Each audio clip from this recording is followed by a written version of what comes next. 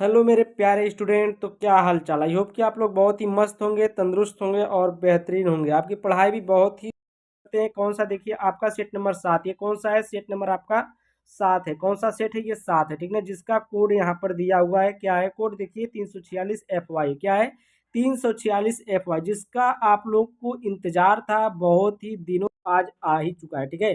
तो यहाँ पर हम लोग इस तरीके से हल करेंगे और आप लोगों को वीडियो ये वाली अच्छी लगी तो हम इसी तरह से इस सेट को खत्म करेंगे। अन्यथा आप लोग कहेंगे कि सर आप कॉपी पर लिख कर बताइए, तो हम इस पूरे सेट को कॉपी पर हल करके आपको बता देंगे, ठीक ना। तो चलिए पहले हम लोग देख लेते हैं कुछ क्वेश्चन को यहाँ कि कैसे क्या मतलब है। यहाँ पर आप लोग क्वेश्चन भी देख लीजिएगा। एक हम मिल गया था पेपर तो डाल दिए, ठीक है। तो यहाँ पर क्वेश्चन नीचे दिया हुआ है और यहाँ पहला क्वेश्चन क्या बोल रहा है कि कह रहा है कि एक तार खींच कर दो दो गुना लंबाई का कर दिया जाता है, ठीक ना। एक तार को खींच करके क्या किया, एक तार है, मान लीजिए एक तार है, इसको खींच दिया गया, दो दो गुना कर दिया गया लंबाई का, ठीक है। दो गुना कर दिया गया। देखिए इसकी प्रतिरोधकता मान हो जाता है। इसका जो इसकी प्रतिरोधकता का मान होगा वो क्या होगा, ठीक ना, ये बताना है। तो इसमें जो अपरिवर्तित रहेगा, क्या रहेगा? अपरिवर्तित। ऑप्शन नंबर 4 वाला ये आपका क्या हो जाएगा? सही जवाब हो जाएगा। क्या रहेगा? अपरिवर्तित होगा। अगर कोई तार 2 मीटर का, अगर उसको खींच करके हम लोग 4 मीटर का कर दिए और उसमें सोचा जाए कि इसकी प्रतिरोधकता जो है घटेगा कि बढ़ेगा, लेकिन उसमें कुछ नहीं होगा, न घटेगा न बढ़ेगा, ठीक है। सेम रहेगा, जो पहले था वही बाद में भी रहेगा, ठीक है। और देखिए आप लोग को अगर पीडीएफ लेना है, ठीक ना, अगर आप लोगों को पीडीएफ लेना है तो पीडीएफ के लिए 74612127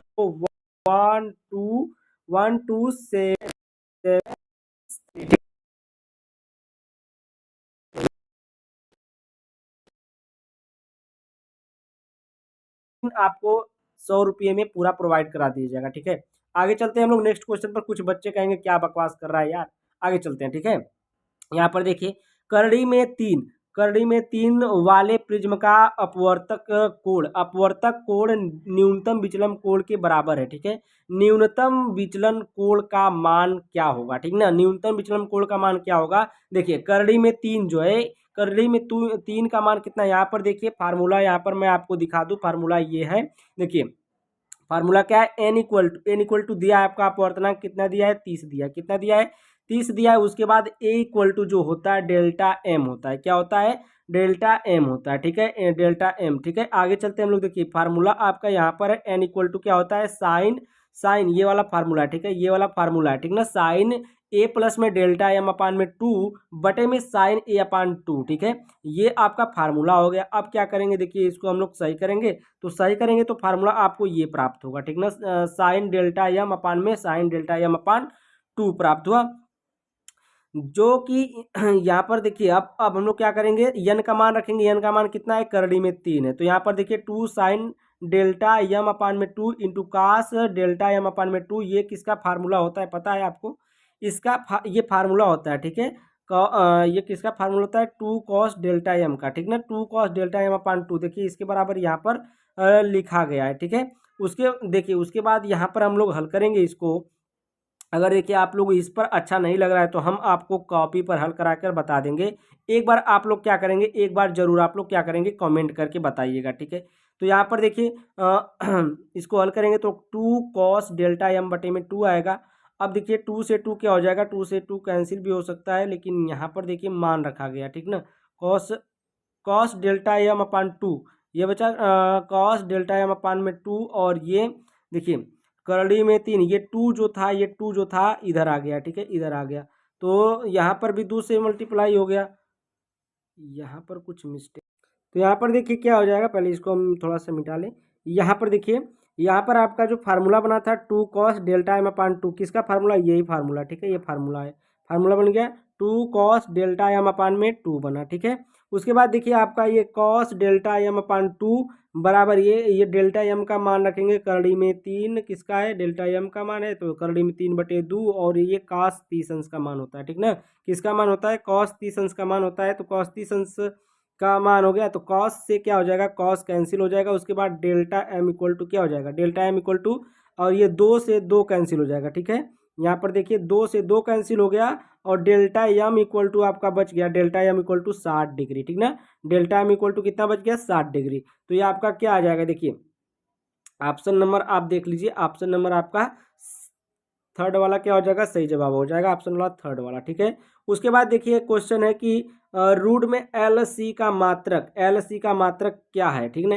एल सी का मात्रक क्या होगा, एल जो है प्रेरकत्व है और तथा सी जो है धारिता है, सी क्या है, धारिता है, ठीक है। तो इसका मात्रक बताना है, रूट में एल सी का जो मात्रक है वो क्या होगा। तो यहाँ पर देखिए ऑप्शन दिया है, ऑप्शन में देखिए यहाँ पर ये वाला सही होगा, ठीक है।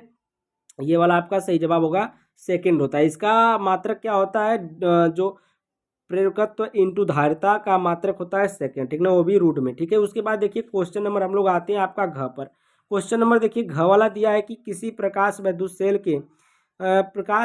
के लिए देहली तरंग लैम्डा 0 है, किसी अन्य सेल जिसके कैथोड का कार्य फलन पहले सेल से, यहाँ मिटा दिया जाए इसको, पहले सेल से n गुना हो तब अन्य सेल के लिए देहली तरंग क्या होगी, ठीक ना, ये आपको बताना है। तो यहाँ पर देखिए एक फार्मूला है, यहाँ पर लगाना पड़ेगा, इस फार्मूले को आप लोग देखिए क्या है। तो यहाँ पर देखिए W1 इक्वल टू क्या होता है, W1 अपान हो गया equal to H C upon में लैम्डा 0, ठीक ना। किसका है ये देहली आवृत्ति, देहली तरंग दैर्घ्य है, ठीक ना। देहली तरंग दैर्घ्य क्या है, लैम्डा 0 है। तो यहाँ पर W1 equal to H C upon में लैम्डा 0, ठीक है। उसी प्रकार से W2 का फार्मूला NW1, ठीक ना, N इंटू W1।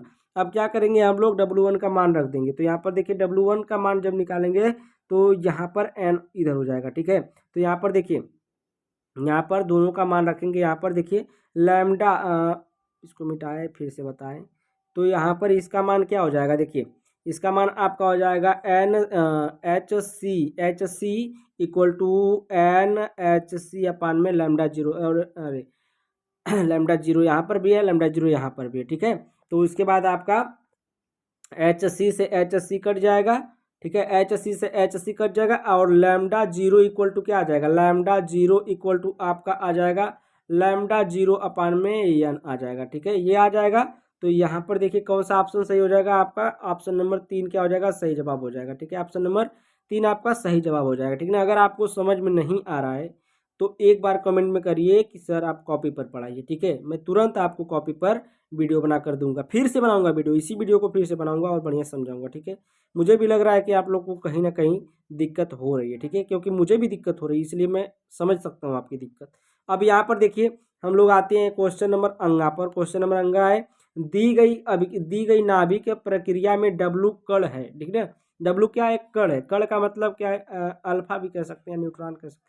तो यहाँ पर कौन सा कण है W, ये बताना, ठीक है। यहाँ पर देखिए 2 मतलब ये क्या दिया है, 2He, 2 है, ये 2He4 यानी कि 2 क्या है उसका परमाणु क्रमांक है और 4 क्या है वो परमाणु भार है, ठीक ना। फिर उसके बाद ZXA दिया है, Z क्या क्रमांक है, A क्या है आपका, A क्या है भार है, ठीक है, A क्या है भार है, A क्या है भार है। उसके बाद Z और 2 दोनों को जोड़ दिया गया है, दोनों को जोड़ा गया और 4 और A को जोड़ा जाएगा। तो 4A नहीं है, 4 3 यहाँ पर है, A3 है, A3 को जोड़ा गया। तो यहाँ पर कितना जोड़ा जाएगा, तो यहाँ पर देखिए यहाँ पर बताना है कि जो द्रव्यमान संख्या और परमाणु क्रमांक जो होगा, इलेक्ट्रॉन की संख्या और प्रोटॉन करें, इलेक्ट्रॉन की संख्या और इलेक्ट्रॉन प्रोटॉन जो द्रव्यमान संख्या होगी वो कितनी होगी। तो यहाँ पर देखिए यहाँ पर Z+2 दोनों जोड़ा है, Z+2 और 2+Z दोनों एक ही है, मतलब बराबर है, दोनों बराबर है। ऊपर वाला बराबर नहीं है, तो ऊपर वाला क्या है, एक 3 कमी है, ठीक ना। 3 जो है यहाँ पर 4 है, यहाँ पर क्या है 4 है, यहाँ पर क्या है 3 है, तो 4 होना चाहिए। तो कितनी कमी, 1 को, तो 1 0 यहाँ पर 0 करके, यहाँ पर देखिए 0 करके और यहाँ पर क्या कर दिया, 1 कर दिया, ठीक ना। तो 0 और जो परमाणु भार आएगा वो 1 आएगा, तो यहाँ पर 0 1 n, ठीक ना। तो यहाँ पर ये क्या आ गया, न्यूट्रॉन आ गया, क्या आ गया, न्यूट्रॉन। तो ऑप्शन नंबर ए वाला आपका क्या हो जाएगा, सही जवाब हो जाएगा। ऑप्शन ए वाला क्या हो जाएगा, सही जवाब हो जाएगा। उसके बाद प्रश्न नंबर 4 आता है, कह रहा है कि आर प्रतिरोध के धारा मापी के मुख्य धारा का 10% भेजने के लिए आवश्यक शंट का प्रतिरोध होना चाहिए। आवश्यक शंट का प्रतिरोध कितना होना चाहिए ये बताना, ठीक है। आवश्यक शंट का प्रतिरोध होना चाहिए। तो यहाँ पर हम लोग देख लेते हैं इस सवाल को। यहाँ पर देखिए, यहाँ पर हल है। शंट इक्वल टू आपको क्या होता है, एस इक्वल टू, शंट का प्रतिरोध किससे दर्शाया जाता है, यस से दर्शाया जाता है, ठीक है। शंट को किससे दर्शाया जाता है, यस। तो यस इक्वल टू होता है आपका जो फार्मूला, ये देखिए आपका लिखा हुआ आई जी अपान में आई माइनस आई जी इंटू में आर है। इंटू में क्या है, देखिए इंटू में आर है, ठीक है। इंटू में ये आर आ गया। उसके बाद देखिए यहाँ पर मान दिया 10%। 10% का मतलब यहाँ पर 10% मान रखना है। 10% का मतलब समझ रहे हैं, 10% परसेंट का मतलब 10/100। तो 1 0 से 1 0 कटेगा, तो 1 बटे कितना बचा, 1/10 बचा। कितना बचा, 1/10। अब हम लोग मान रखेंगे 1/10, किसका मान रखेंगे, जी का मान। किसका मान दिया है, जी का मान दिया। तो यहाँ पर देखिए आई अपान में 10 आ गया, ठीक ना। आई अपान में 10 आया, और नीचे भी दिया आई अपान में 10 दिया है, ठीक है। बटे में आ गया क्योंकि वो बटे में होगा जी का मान, तो इसका मान बटे में होगा 1/10, ठीक ना। तो 1/10 रखेंगे तो देखिए आई अपान में 10 हो गया, फिर यहाँ पर आई अपान में 10 हो गया, दोनों में आई अपान 10 आया, ठीक है। उसके बाद देखिए अब हम क्या करेंगे, यहाँ पर इसको देखिए हल करेंगे। हल करेंगे, आप भिन्न का जोड़ घटाना तो आता हो। देखिए आई माइनस आई बटे में 10 को हल करेंगे तो यहाँ पर 10 इसमें मल्टीप्लाई करेगा। जब लस लेंगे या पैसे लगाएंगे तो यहाँ पर 10 बटे में 10 आई माइनस में आई आएगा, ठीक है, ये आएगा। तो ये हो जाएगा 9 आई बटे में 10 हो जाएगा, ठीक ना। कितना हो जाएगा, 9 आई बटे में 10 हो जाएगा। तो यहाँ पर वही लिखे हैं, कुछ नहीं किए हैं, ठीक है। यहाँ पर देखिए वही हम लोग क्या किए, लिख दिए। तो आई ऊपर वाला तो आई/10 रहेगा ही, ऊपर वाला ये ऊपर वाला जो है, और नीचे वाला आई 9 आई बटे में 10 हो जाएगा।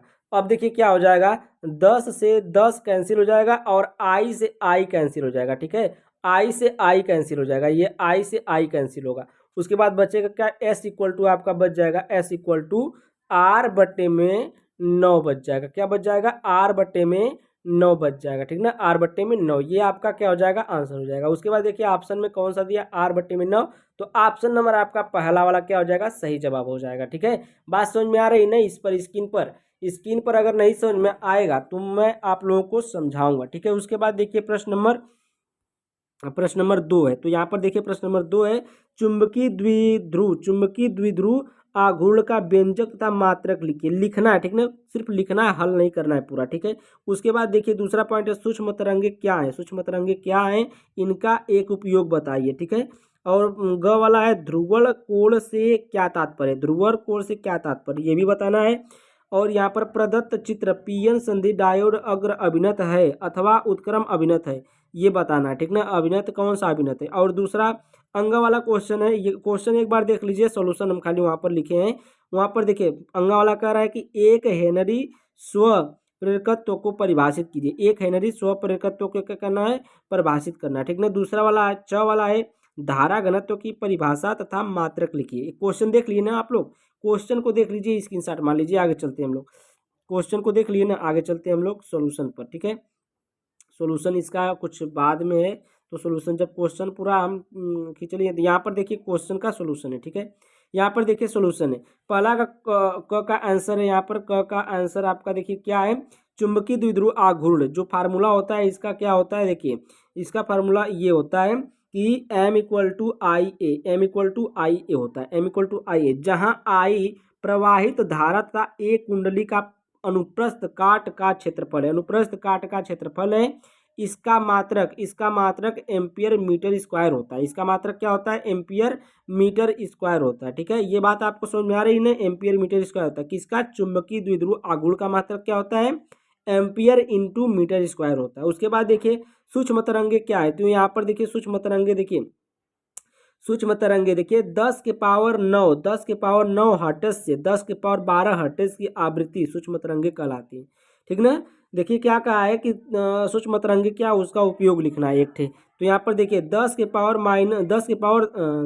9 हर्ट्ज से 10 के पावर 12 हर्ट्ज की आवृत्ति को हम लोग क्या कहते हैं, सूक्ष्म तरंगे कहलाती है, वही सूक्ष्म तरंगे कहलाएगी। उसके बाद देखिए अगला इसी में उपयोग उसका है, तो इनका उपयोग विमान संचालन रडार प्रणाली में किया जाता है, ठीक ना। उड़ने के लिए जो विमान होते हैं ना, उड़ने वाले विमान होते हैं, जहाज होते हैं, लड़ाकू जहाज होते हैं, उसी में इसका उपयोग किया जाता है, ठीक है। किसका, सूक्ष्म तरंगों का उपयोग उसी में किया जाता है। तो प्रश्न नंबर आपका 2 का ख 2 का क दोनों समाप्त हुआ। प्रश्न नंबर 2 का ग देखिए, 2 का ग है ध्रुवण कोण। ध्रुवण कोण क्या है, तो यहाँ पर देखिए वह आपतन कोण जिस पर आपतित प्रकाश परावर्तन के पश्चात ध्रुवित हो जाता है, ठीक ना।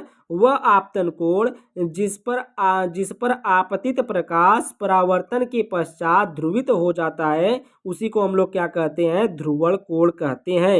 ये n इक्वल टू क्या होता है, n equal to tan IP होता है, ठीक ना।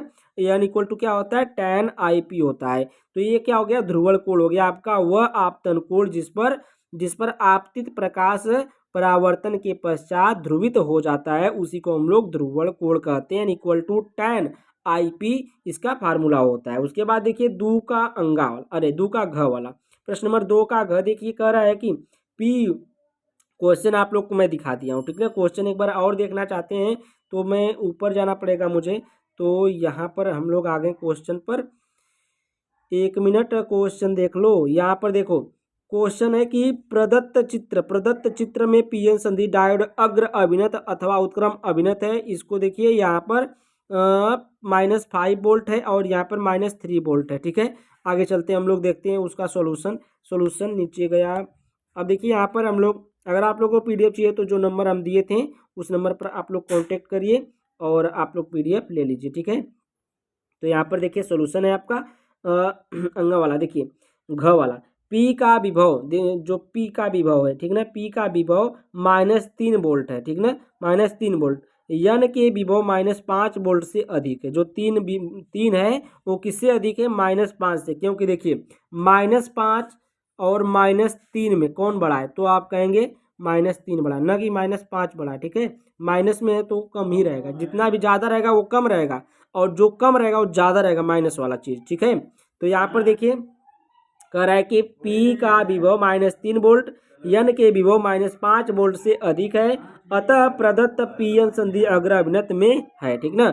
जो अभी हम आपको फिगर दिखाएं, क्वेश्चन दिखाएं, उसी को बात कर रहे हैं। तो अतः जो प्रदत्त पीएन संधि होगा वो अग्र अभिनत में है, ठीक है। ये आपको लिखना है, बस इतना 1 नंबर के लिए है। उसके बाद एक हेनरी स्वप्रेरकत्व का परिभाषा देना है। तो यहाँ पर देखिए L इक्वल टू, ये क्या होता है, फार्मूला होता है, इसी पर फार्मूला बनता है, ठीक ना, परिभाषा बनती है। L equal to N πB/I, ठीक है। इसी पर देखिए परिभाषा कैसे बनी है, किसी कुंडली का स्वप्रेरकत्व आंकिक रूप से कुंडली से बद्ध संपूर्ण फ्लक्स जो फाई है, ठीक ना, संपूर्ण फ्लक्स के बराबर होता है, जबकि कुंडली में एकांक धारा प्रवाहित है। जो आई है वो धारा, ये एकांक धारा है, ठीक है। किसी कुंडली का स्वप्रेरकत्व आंकिक रूप से कुंडली से बद्ध संपूर्ण फ्लक्स के बराबर होता है, जबकि कुंडली में एकांक धारा प्रवाहित है, ठीक ना। जब कुंडली में एकांक धारा प्रवाहित हो तब क्या होगा आपका, ये स्वप्रेरकत्व की मतलब यही फार्मूला बनेगा, ठीक है, यही फार्मूला बनेगा, ठीक है। आगे चलते हैं हम लोग प्रश्न नंबर 2 का च देखिए, प्रश्न नंबर 2 का च, धारा घनत्व क्या है, देखिए धारा घनत्व का परिमाण उस बिंदु के परितः लिए गए एकांक क्षेत्रफल के अभिलंबवत गुजरने वाली धारा के बराबर होता है, तथा जिसकी दिशा उस बिंदु पर धारा के अनुदिश होती है, उसका देखिए उसकी दिशा क्या होती है, धारा के अनुदिश होती है, ठीक ना, तथा जिसकी दिशा उस बिंदु पर धारा के अनुदिश होती है, ठीक है।